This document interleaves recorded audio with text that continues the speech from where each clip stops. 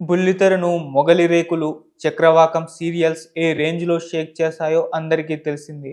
కొన్ని సంవత్సరాల పాటు ఈ సీరియల్స్ వీక్షకులను ఉర్రూతలూగించాయి. ఇప్పటికీ ఈ సీరియల్స్‌ను ప్రేక్షకులు మర్చిపోలేరు. ఈ సీరియల్స్‌లోని పాత్రలు ప్రేక్షకులపై చెరగని ముద్ర వేశాయి. మొగలి రేకులు సీరియల్‌లో ఇంద్ర తమ్ముడు దయా పాత్రలో నటించి మెప్పించిన పవిత్రనాథ్ కన్నుమూశారు. ఆయన చనిపోయిన విషయం ఎవరికీ తెలియకపోవడం గమనార్హం. తమకు కూడా మరణ వార్త తెలియలేదని ఇంద్రనీల్ భార్య మేఘన సోషల్ మీడియా వేదికగా తెలిపారు. మా జీవితంలో నీవు చాలా ముఖ్యమైన వాడివి. నీ మరణ వార్త విన్న తరువాత అది నిజం కాకూడదని కోరుకున్నా.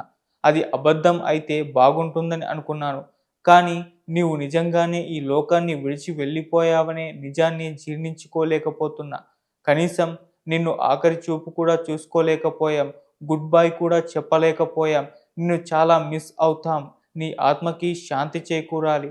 నీ కుటుంబానికి దేవుడు మరింత శక్తిని ప్రసాదించాలి అని మేఘన ఆవేదన వ్యక్తం చేశారు.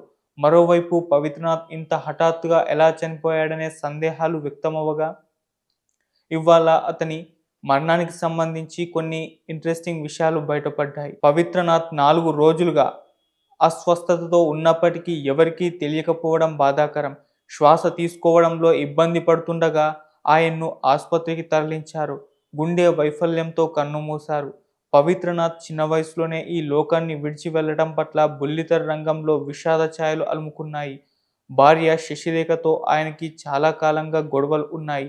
పవిత్రనాథ్‌పై భార్య తీవ్ర ఆరోపణలు చేసింది. ఆ ఆరోపణలపై ఆయన మౌనంగానే ఉన్నారు. పవిత్రనాథ్ చాలా కాలంగా నటనకు దూరంగా ఉన్నారు. కొంతకాలంగా ఆయన తన బుల్లితెర మిత్రులను కూడా కలవకుండా ఉంటున్నట్టు తెలిసింది.